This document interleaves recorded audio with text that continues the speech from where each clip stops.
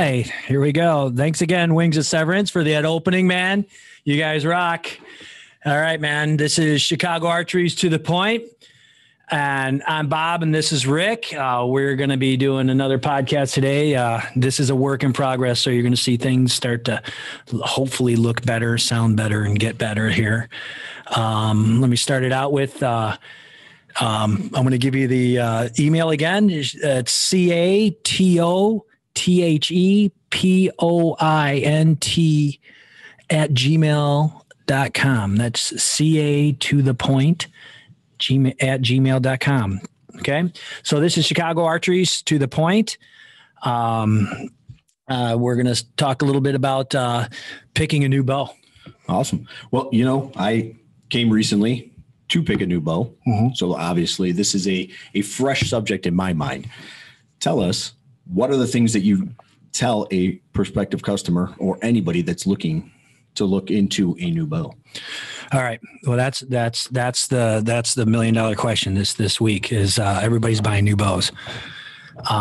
So we decided to do this, and we wanted to get it out right away. We know these are the first podcasts, and we're still working on getting the hookups with a lot of the podcast providers and stuff. So this is what we're going to do is we're going to explain a little bit when you come in to get a new bow. I'm going to first ask, what are you going to do with the bow? Are you going to hunt? You're going to just shoot paper, 3D, field target. You just want to do it for relaxation after work. What do you want to do with it? And then I basically ask, what's your ability? How much have you been, doing archery? And then, are you going to continue and get lessons and stuff like that? And then, basically how often are you going to shoot? All right. Look, well, let's say that I'm coming in and I say I'm going to shoot some of the range, a little 3D, hunt eventually in the future. I'm brand new. I've never purchased a bow. Tell me. Okay. The first thing is I get that a lot. People, they say they originally start archery and they say they don't want to hunt, but they do hunt and they think maybe they want to extend their season, stuff like that, which it takes a lot more work to do archery. So I try to get them into that type of bow, what their wallet can provide. I have all different levels of bows, and I try to keep the highest quality in the shop for the amount of money. I don't sell the cheap stuff that you can buy in the box stores because it's just too much of a headache. Mm-hmm. So let me go over a couple aspects of the bow. And then these are things that we're going to be talking about on through this whole podcast. Okay. So first and foremost, for your size, you want to know the weight, the poundage that you can pull approximately. All right. And then on the higher end bows, you get a little bit less flexibility than you do on the beginner intermediate because they're made for you to grow into. Okay. So that's your poundage you want to know. And then next really important thing for fitting your bow is your your draw length. Okay. And your draw length is basically the front of the bow to your anchor. Okay. Or kind of like the corner of your mouth. Okay. There's different ways of measuring it. Just remember if you do that thing with your hands, that may not be where you can look on, different sites where you spread, and measure from tip to finger. Everybody's hands are different, but where their hand meets and goes to their anchor for this throat is the most important because, from the throat to the front is about 1 3/4 of an inch. All right.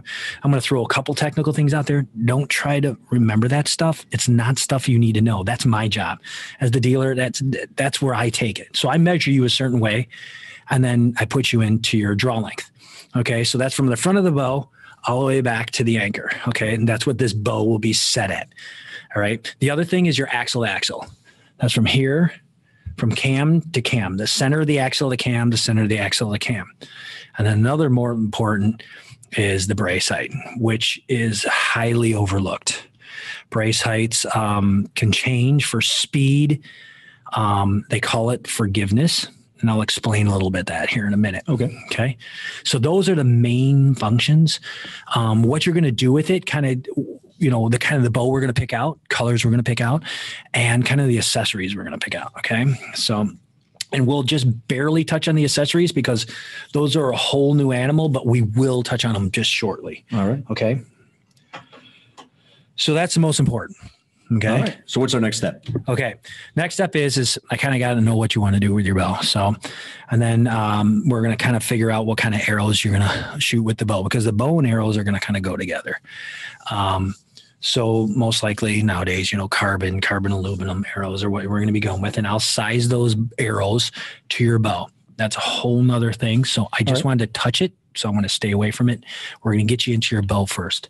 All right. So you're going to tell me, let's say you're going to do 3D, you're going to do some hunting, and I'll ask you hunting. Are you a blind guy? Were you hunting on the ground blind, or are you going to be in a tree stand? It's a myth. And I'm going to debunk some myths today.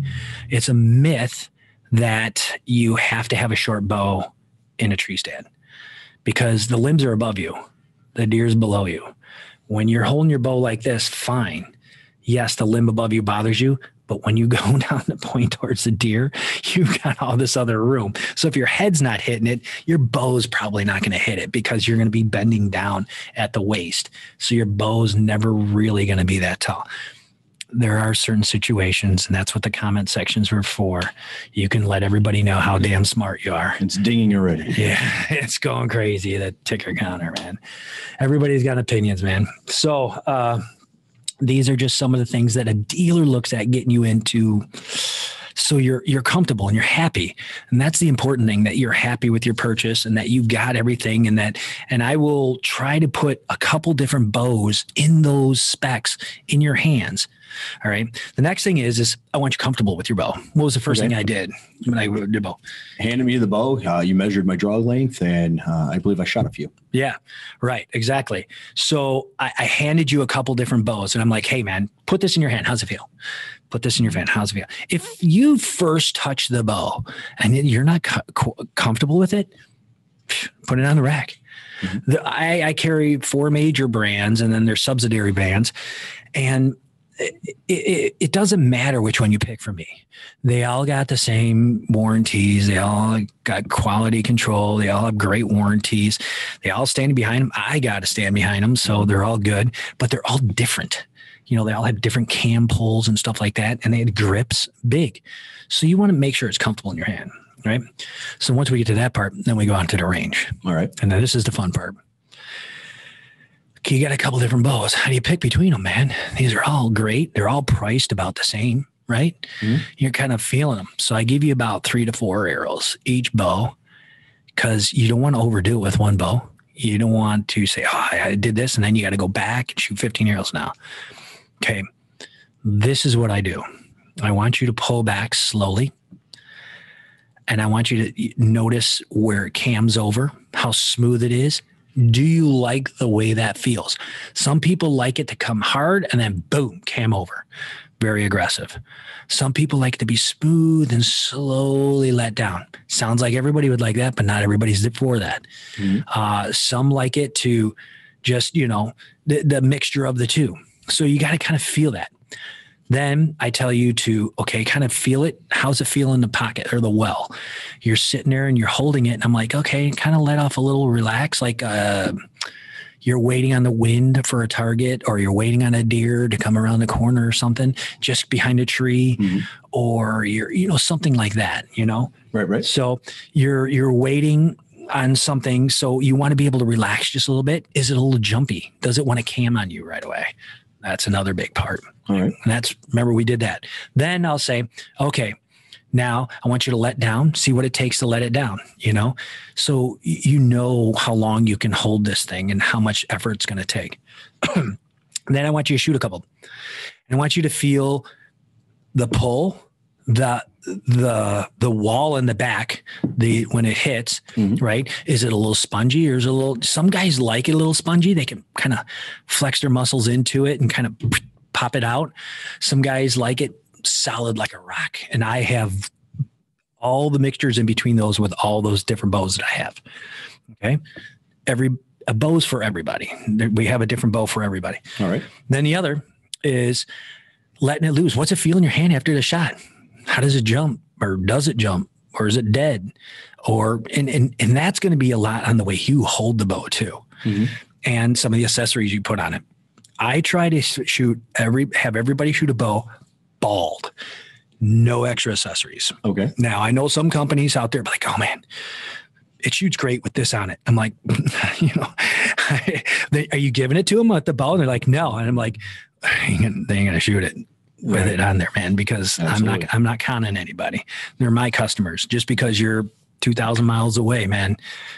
And no, these are the people I got to face every day, and I got to be able to look them in the mirror, Absolutely. So those are and out of that process, 3-4 arrows out of each bow, you can kind of eliminate it to, let's say you go out there with 4 bows, you'll limit down to 2, do 3 or 4 more each. You'll pick your bow. Right. And I guarantee you, no buyer's remorse. You're happy, man. You're like, man, that's the bow. And then when you're done, what are you like, man? You're like, I want to keep shooting this thing. Absolutely. Because you fell in love with it.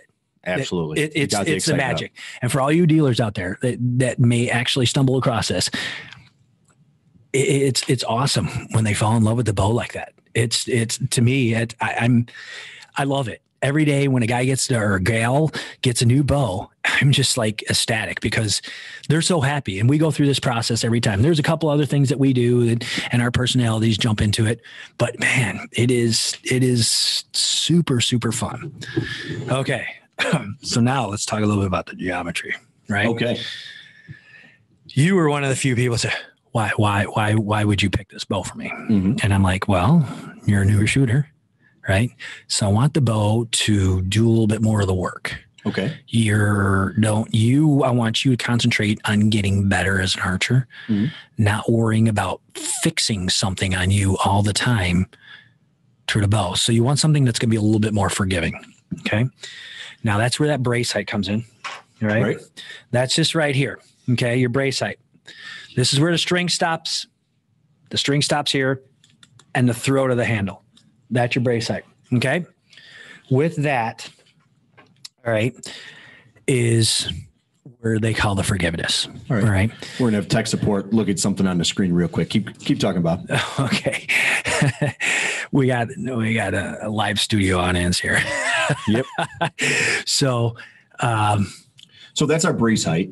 Now what's the next thing we're going to talk about? Okay. That's the forgiveness. No. We got to stay on the brace height for a minute. Okay. Because this is something where people overlook it, man. They get a bow. Now, the manufacturers can change the axle to axle mm-hmm. and brace height and get a faster bow. Okay. And dudes and gals love a faster bow. They think, man, I get this thing down faster. I can't miss. Mm-hmm. Well, just remember, the faster you release an arrow, the faster you can start your mistake. And the longer it's attached to you. See, when a bow's set up, mm-hmm.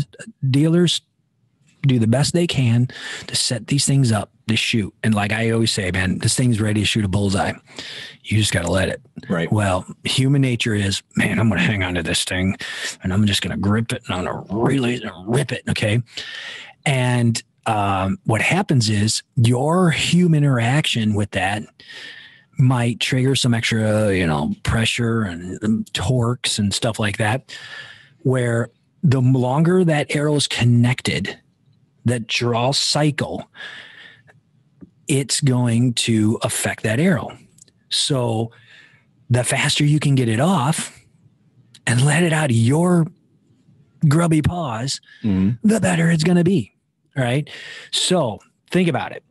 And this is super important because this really changes a lot for a lot of people. Okay. Now, if this arrow comes off here at 7 inches, this is 7-inch brace height. Mm-hmm. If this arrow comes off here at 7 inches, all right, and I pull it back, 30 inches, mm-hmm. right? You got a 23-inch draw cycle. Right. Right. So if I have a 6-inch brace height, I got a 24-inch cycle. Now, it doesn't sound like much, but that's a big deal because it only taken fractions of a second. And this is where the technical part comes in. And people say, why is that? Why is that? Why is that? They don't understand it. Okay. You do the raw numbers And the fastest a human can react to something is like 20 times slower than what arrow is going to come off the bow.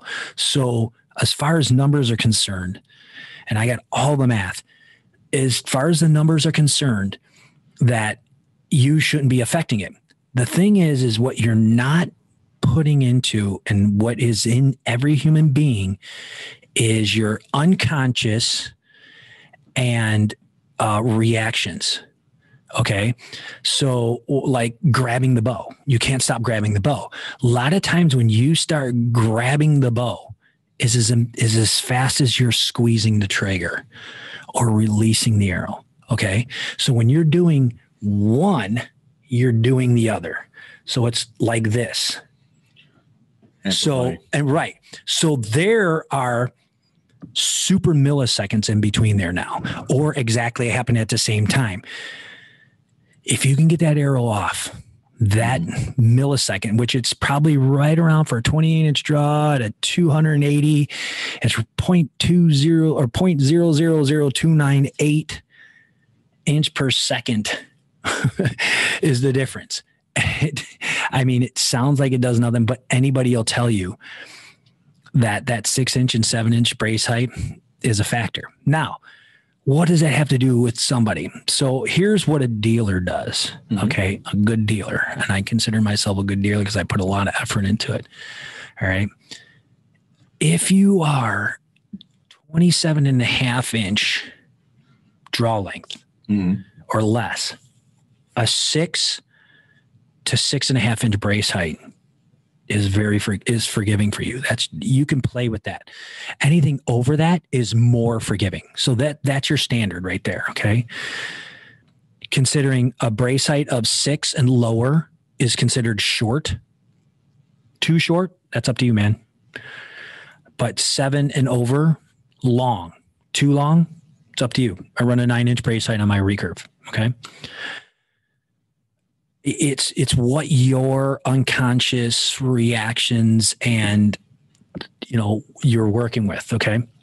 Now, this is the most important when you're buying a bow, and you're not going to pick this out. The dealer's going to do that. So if you're 27.5 over, 28 and up, I like to steer them 6 5/8 to 7 1/8 brace height. Okay. And what that is when you start doing torque tuning and paper tuning and all that comes into play for your consistency. It's when you're under duress and stress for a tournament, or, you look at your tournament bows, they're over 7-inch brace heights. Right. I mean, they're not running 5.25-inch brace heights, man. They're not even running fast. They're smooth, round cams with long brace heights. Think about it. There's your accuracy. That's what you're looking for. But people don't want that speed. Okay. And I get it. So they're making these bows faster with longer brace heights. Now, the bow you see me picking up here, that has a 7-inch brace height. It's a 35 axle to axle. I shot 3 deer with it, 2 deer with it this year, and an elk. All right. The other thing is we were talking about the lengths. I was in a blind, sitting in a camp chair, shot an elk with it out of a blind. So you can run a long bow in a blind. It's just how you position yourself. Okay. Absolutely. So that's the big thing with the brace heights. Now, those are raw standards for people. Okay. If you're more somebody that practices and really works and has 20 years with a good grip and consistency, or whatever your grip is, you can shoot that. I have a doctor.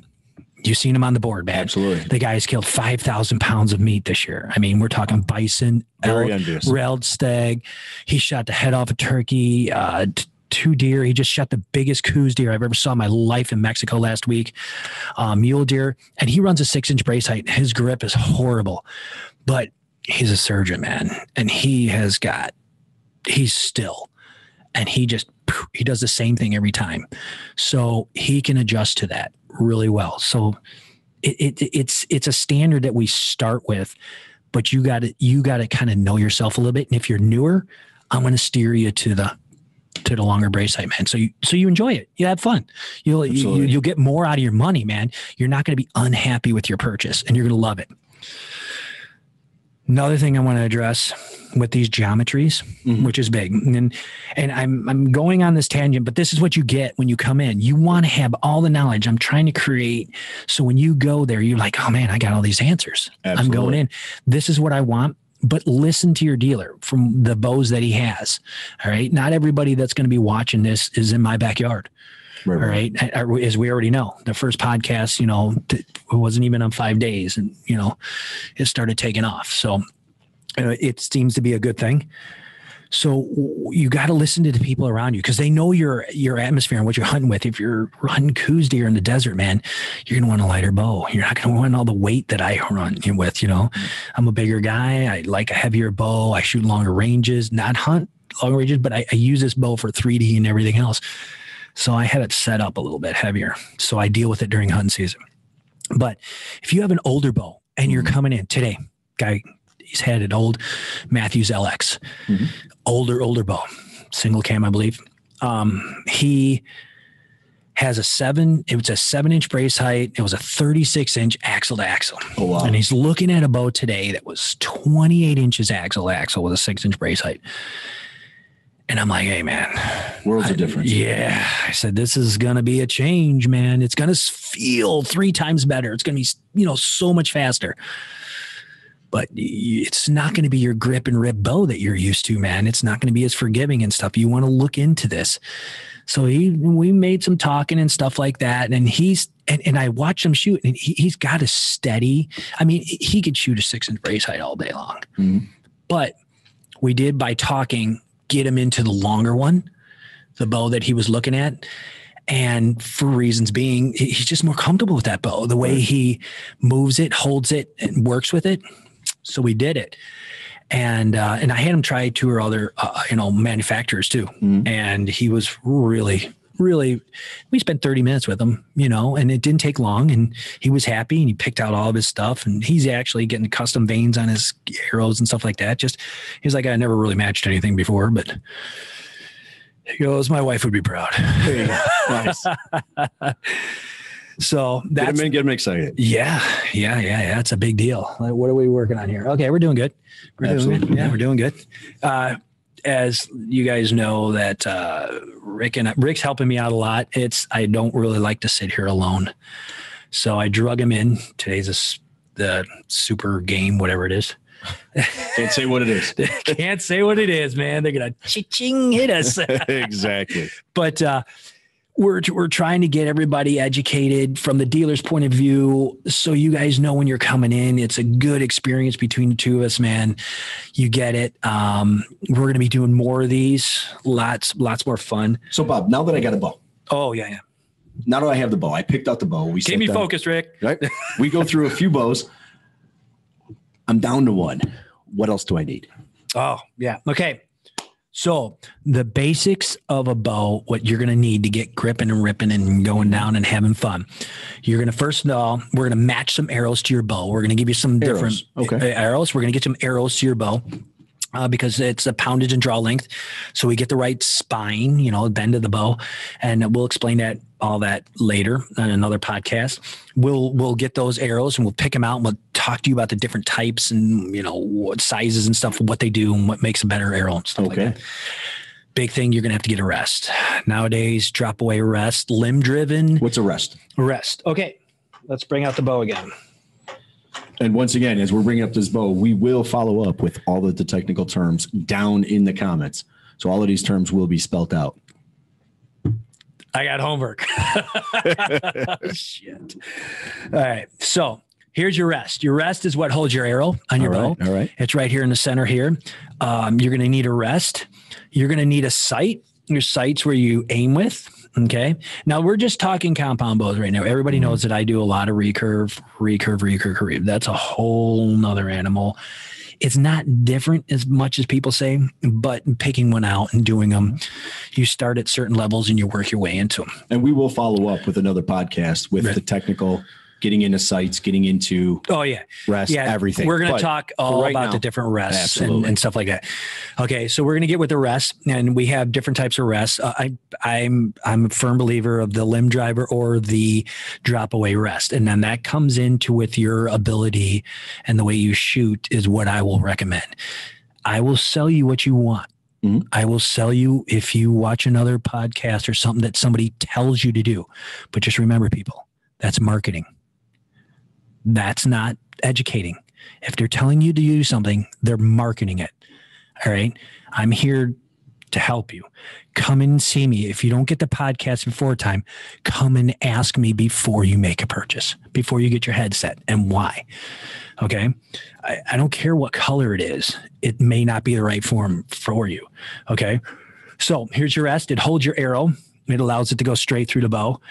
It keeps you on line. Okay. Your sight is what you're going to be using. We do different types of sights for different types of shooting. Mostly you got your single pins, multi pins, and then your adjustables. Right. Okay. The other thing is you're going to need, with the compound bow, you're going to need a release. We're going to do different kinds of triggers and thumb releases and pinky releases. And well, for target shooters, we have your hinge and back tensions. Okay. And there are true back tensions also. All right. So far we have arrows. We got to pick out. We have a rest, sight, and a release. Release and a case. All right. And then if you're going to be a hunter, you want to get yourself a quiver on the side. If you're going to be a target shooter, I recommend you get a hip quiver so you can carry your arrows with you some way or another. So what don't we need? I see people standing at your counter all the time saying, I got to need this and this and this and this. And I appreciate the fact that you don't sell everything on the shelf. What things should they be avoiding? Let's get a bow where I'm a first-time purchase. I'm picking a new bow. What should I stay away from? Well, that's a really good question. And one I was not at all anticipating. I know. But that's what we do in these podcasts. Yeah, I know. That's your entertainment for helping me. Okay. Some of the stuff you don't need are some of the little frills and stuff like well, I'm seeing some things bolted on. Yeah, I know, but they are like the bow spider. Okay. I don't want to say you don't need it because it's a great thing to have. Mm-hmm. That's a little clip that goes on your belt or your backpack and you can use it for carrying your bow. But if you're doing 3D or something, I may recommend that you get a bow spider. You don't really need, how about stabilizers? Oh, stabilizers. Well, those you do, do I need those day one though? How do you recommend we pick those? Yeah. I don't say you have to have them. I tell people to get them after they felt the bow a few arrows, and then you learn the bow, but you can do it the same day. I mean, it's after 10 arrows, you can know, and a more experienced shooter is going to know right off the bat. Brad picked out a bow and 3 arrows down, he's like, okay, let's start picking out a stabilizer because he wants it to, he knows how he wants his bow to feel. And that's the more experienced shooter. In a tree stand, you're going to want at least a front stabilizer in the tree stand because when you're angling down like this and your pressure's forward, your bow, if it's super perfectly balanced, which it's not going to be exactly, it will want to stand up. So when you're shooting down, it's going to want to stand up a little bit because of the pressure. You're going to be pushing into it with, your back muscles and stuff like that. So I like to have them a little front heavy, right? And I would say a large percentage of the people out there do too. Now, depending on, your back bar, which I have on mine, depends on, other types of, more experience and stuff like that. But I do get people into them and I try not to do it overly with the stabilizer. I'd like to start them to get to feel the bow first, get them going, and then get a stabilizer. Sounds like a perfect follow-up podcast. Yeah, stabilizers. Oh my God. There are Bibles written on these things, man. And you know what? A lot of them are opinions. But there are ways, and I have techniques for people to try stabilizers, as you know. Yep. The what you want, and I have like 50 questions, when you get in that, and that's, like you said, that's a total other podcast. Wonderful. But getting into your bow and getting comfortable first, yes, and I will recommend a stabilizer. But as you know, I don't sell it with the initial bow purchase. We get the bow put together. We get everything, their equipment they want on their sites. And then I have them try stabilizers. I'll pull out half a dozen stabilizers and let them try it. And they'll say, man, I just like this one. And you'd be amazed. The same bow, same setup, 3 different people, you have 3 different stabilizers. Absolutely. So Bob, let's wrap this up. Yeah, man. Talk to me about summarize. Once again, I'm looking for a new bow. I'm just getting into the sport. What are the things that I have to walk in should be on my mind? The first thing you should be looking at is getting a good, comfortable bow that you feel happy with and that you're going to want to live with for a long time, that you're going to want to grow with and tune. All right. You want to easily tune. That's another thing. You want to look into the bows. What's it going to take for me to tune this bow? Do I need to keep bringing it to my dealer, or can I do it on the fly? Certain things that you can do. And there's a couple manufacturers out there that allow for you to do things, and they have videos and for you to how to do it too. So you're not taking a whole lot of work from me because it's headache work. Mm-hmm. And I'm more than willing to help you, but you got to understand some of these bows that you got to change shims and stuff like that are a little bit more work than others, and you're going to have to pay for that stuff. So, but some people don't care. They like the way it's built, and that's great. And we do it. And then there's some that you can set off and, do a little torquing. All right. Wonderful. So that's another thing. You want a nice tunable bow. You want a good manufacturer. You want a reputable manufacturer. You want one that you're confident and you've been reading about. The other thing is you're going to get a nice bow. You want to get into some good arrows that are fit for you. And you want to make sure your setup is done properly. All right. Make sure that they take the time and they're not rushing you through it. You want to get a good rest, a good sight. If you're going to be a tree stand hunter or just about any shooter, get a sight with a third axis. That's without a doubt. That's a different way of adjusting a sight. The dealer does that and sets it up for you. It's better for shooting angles ups and downs. Okay. That's a whole sight process there too. Get a good release that fits you, that can fit you. It's a type of trigger that you want: pinky, finger, thumb, back tension, however you want it. Make sure you get a good release. You get a case where your quiver and arrows can go, if you have a side quiver, in the pocket on the outside. You don't want anything sharp in with your bow. So you want a good case with a lot of pockets. More pockets, the better. You're going to use them, guaranteed. Awesome. And then, I think that's pretty much it, man. That gets you going in your basic, your basic kit, get you out on the range, get you having fun and meeting a lot of really cool people. It is. It's definitely fun. All right. So let's sign off. I'll have a little more Wings of Severance, and then we'll see them. Yeah, we'll do a little bit more Wings of Severance. And don't forget, CATOTHEPOINT@gmail.com. That's CA to the point, Chicago Archery's to the point podcast. Send me some questions, man. Let me know what you want to know. I got a lot of stuff to tell you, and I'm willing to help you. You know what I'm saying? All right, let's kick them out of here. Thanks again, Rick.